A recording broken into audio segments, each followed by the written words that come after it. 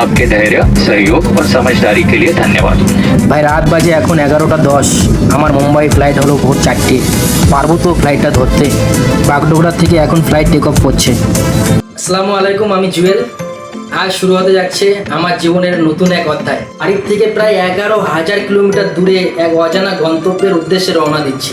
চলুন এই যাত্রার প্রতিটি মুহূর্ত একসাথে দেখি। লাগেজ গুছিয়ে রেডি হয়ে এদিকে বেরিয়ে পড়লাম। এদিকে মা পিছু পিছু আসছে, হয়তো মুখে কিছু বলছে না, কিন্তু মায়ের মনটা আমি বুঝতে পারছিলাম। তাই আর বেশি পিছনে তাকালাম না, একটু এগিয়ে গেলাম, ব্যাগটা হাতে নিয়ে উঠে পড়লাম টোটোতে। সবাইকে বিদায় দিয়ে অবশেষে বাড়ির থেকে বেরিয়ে পড়লাম। চেনা বাড়ি, চেনা রাস্তা পিছনে ফেলে এগিয়ে চললাম এক নতুন গন্তব্যের দিকে। চলে এলাম আমাদের পরিচিতি মারুগঞ্জ বাজারে। এখান থেকে বাস ধরে রওনা দিলাম কুচবিহারের উদ্দেশ্যে।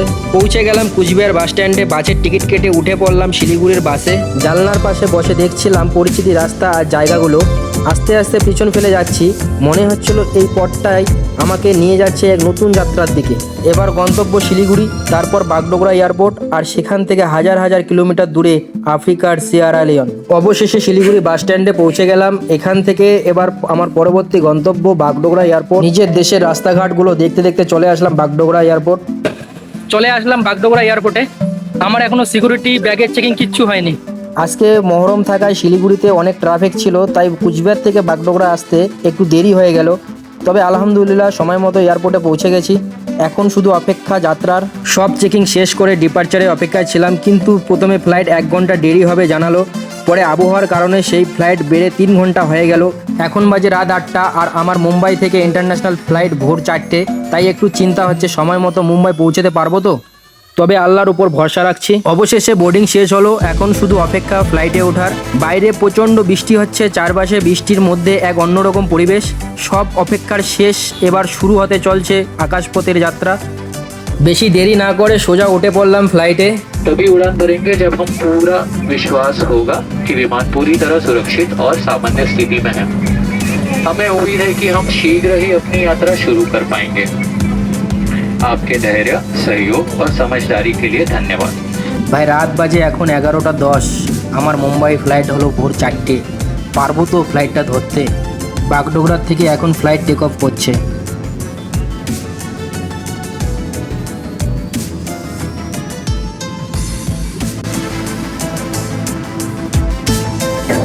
বৃষ্টি হচ্ছে, ফ্লাইট এত ভেঙচুর করছে, ভয় লাগছে।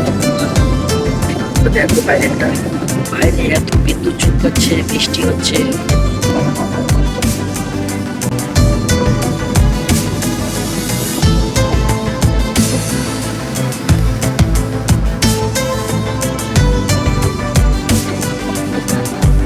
কিছুক্ষণ পর হঠাৎ জানলার বাইরে তাকিয়ে দেখি মেঘের ফাঁক দিয়ে সুন্দর চাঁদটা দেখা যাচ্ছে।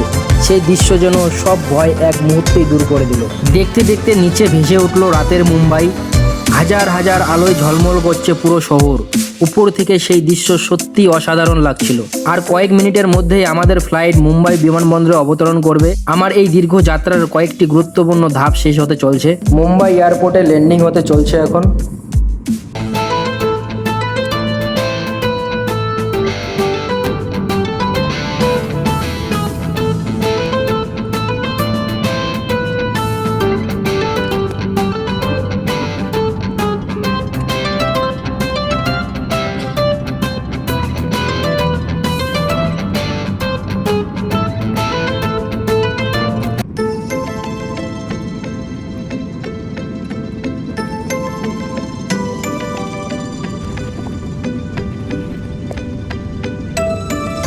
পৌঁছে গেলাম মুম্বাই এয়ারপোর্টে। এখন আমার ইন্টারন্যাশনাল ফ্লাইট ইথিওপিয়ানের। তো আমি এখন নেক্সট অফিস ইথিওপিয়ান আদিস আবাবা এয়ারপোর্ট। এদিকে আমার লাগেজ নিয়ে সোজা চলে আসলাম ইন্টারন্যাশনাল ডিপার্চারের দিকে। এরপর একে একে লাগেজ ড্রপ, সিকিউরিটি চেকিং আর ইমিগ্রেশনের সব কাজ শেষ করলাম। আলহামদুলিল্লাহ সব কিছু সুন্দরভাবে সম্পূর্ণ হলো। এদিকে একটা কুলফি নিয়ে নিলাম, এতক্ষণে একটু ফ্রেশ লাগছিল। আর দেরি না করে সোজা ডিপার্চারের গেটের দিকে হাঁটা শুরু করলাম। এদিকে বোর্ডিং করে সোজা আমি চলে যাচ্ছি ফ্লাইটে ওঠার জন্য। এখন আমি ফ্লাইটে উঠবো, এটাই সেই ইথিওপিয়ান এয়ারলাইন্স। এখন বাজে ভোর 4টে। অবশেষে ফ্লাইটে চাপলাম। আলহামদুলিল্লাহ সব ঠিকঠাক আছে। এখন বাজে ভোর 4:10। আমার নেক্সট ডেস্টিনেশন হচ্ছে ইথিওপিয়ান এয়ারপোর্ট, মানে আদিস আবাবা ইন্টারন্যাশনাল এয়ারপোর্ট। পৌঁছাবো সকাল 9টা 25 মতো ইন্ডিয়ান টাইম, আর ওখানকার টাইম 2.5 ঘন্টা ঢিলে থাকবে এখানকার তুলনায়। উইন্ডো সিট ছিল না বলে টেক অফের ভিডিওটা করতে পারিনি। এদিকে খিদেও পাচ্ছিল, আর বলতে না বলতে খাবার নিয়ে চলে আসছে, কারণ আমার টিকিটে খাবার ইনক্লুড ছিল। বাহ, খাবারে অনেক মেনু আছে, এগুলো দিয়ে আপাতত পেট ভরে যাবে। আর এইদিকে আমি সিট স্ক্রিনে ডেস্টিনেশন দেখেই যাচ্ছি। সব খাওয়া দাওয়া আস্তে আস্তে শেষ করলাম। ভাই 1,10,000 টিকিটের দাম ছিল, খাওয়া দাওয়া তো ভালো দিতেই হবে। সত্যি খাবারগুলো সবগুলো টেস্টি ছিল। এদিকে আমার ফ্লাইট বর্তমান আরব সাগরের উপর দিয়ে যাচ্ছে। এদিকে আমার ঘুম পাচ্ছিল, তাই একটু ঘুমিয়ে নিলাম, কারণ ঘুমটা খুব দরকার ছিল। টানা 5 ঘন্টা ফ্লাইটে কাটিয়ে নিলাম, খুব বোরিং ফিল হচ্ছে। আর কয়েক মিনিট পরেই আমি ল্যান্ডিং করব। ল্যান্ডিং শুরু হতে যাচ্ছে ইথিওপিয়ানে।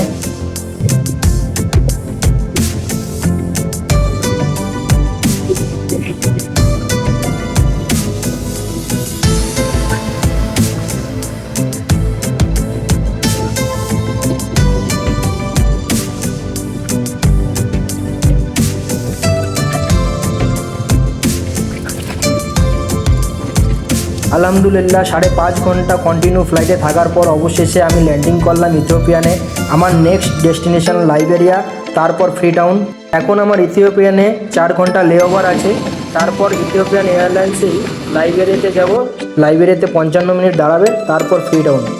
ফ্লাইট যখন চেঞ্জ করতে হয় তখন আবারও সিকিউরিটি চেকিং হয়, তাই এদিকে চলে আসলাম সিকিউরিটি চেকিংয়ের জন্য। আবার সিকিউরিটি চেক হবে। এদিকে সব সিকিউরিটি চেকিং করে এবার ফ্লাইটের জন্য অপেক্ষা করছি। এদিকে এয়ারলাইন্সের বাস আমাদের নিয়ে যাচ্ছে সেই ফ্লাইটের কাছে। এখন আমি ফ্লাইটে উঠব, বেশি দেরি না করে এবার ফ্লাইটে উঠে পড়ছি।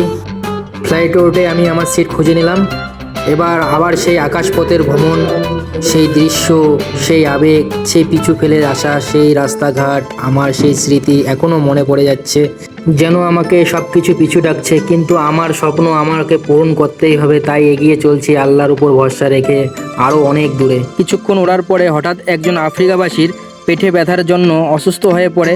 কিছুক্ষণ পরে এয়ার হোস্টেস কয়েকজন এসে তার পরিস্থিতি দেখে এবং তাকে কিছু ওষুধ দিয়ে সহায়তা করে। পরবর্তীতে সে সুস্থ হয়ে পড়ে।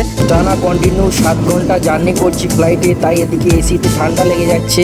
তাই এয়ারলাইন্সের চাদর গায়ে জড়িয়ে নিলাম, কানে হেডফোন লাগিয়ে শুরু করলাম আমার পছন্দের সিনেমা ছাইয়ারা।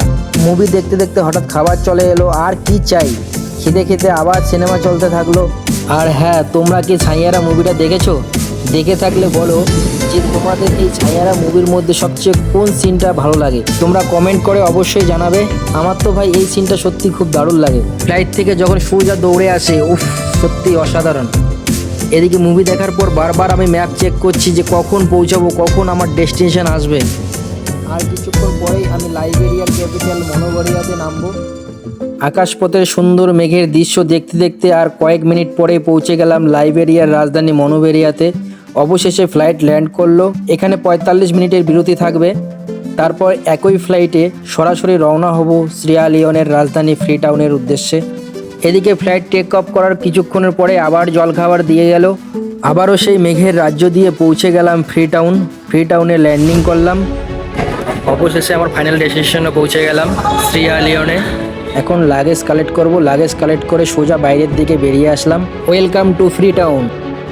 আমাকে এখন যেহেতু একটা সমুদ্র পার হতে হবে, তাই আমাকে ডাইরেক্ট এয়ারপোর্ট থেকে একটা গাড়ি রিজার্ভ করে সোজা যাচ্ছি সমুদ্রের সেই ফেরিঘাটে।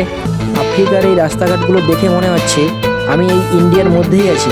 ওয়াও, সামনে কি সুন্দর দৃশ্য, সামনে সমুদ্র দেখা যাচ্ছে।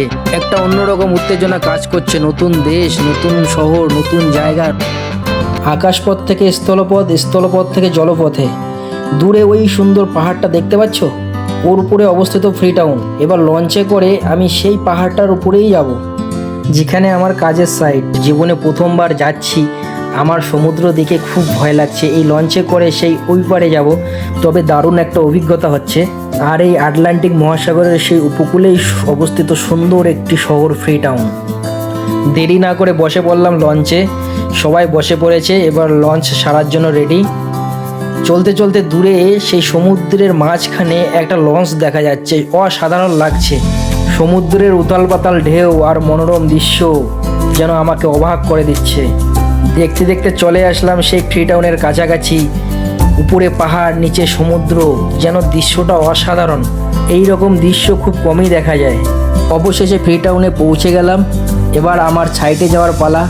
এবার আমাকে রিসিভ করতে কোম্পানির থেকে গাড়ি আসছে। আমার লাগেজ এবার গাড়িতে দিয়ে সোজা আমি যাব গেস্ট হাউসে। অবশেষে গাড়িতে ব্যাগ রাখলাম। এবার গেস্ট হাউসের উদ্দেশ্যে রওনা হব। গাড়িতে বসে পড়লাম। খুব খিদেও পেয়েছে। এইদিকে দেখতে দেখতে সেই সমুদ্রে যেদিকে আসছিলাম সেই ভিউটা দেখা যাচ্ছে।